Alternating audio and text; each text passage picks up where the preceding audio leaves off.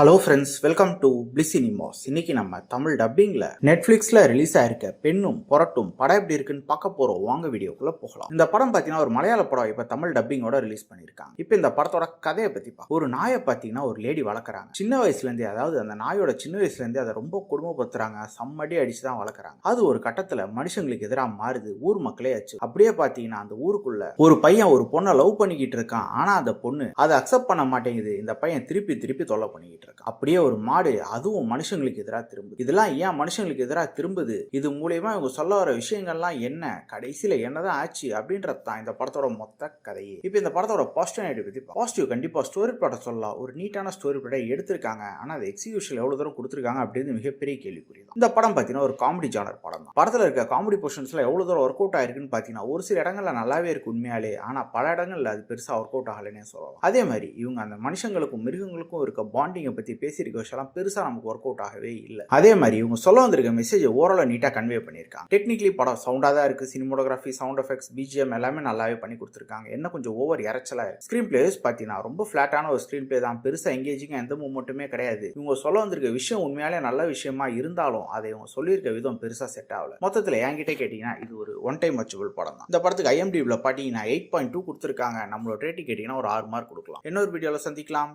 Thank you.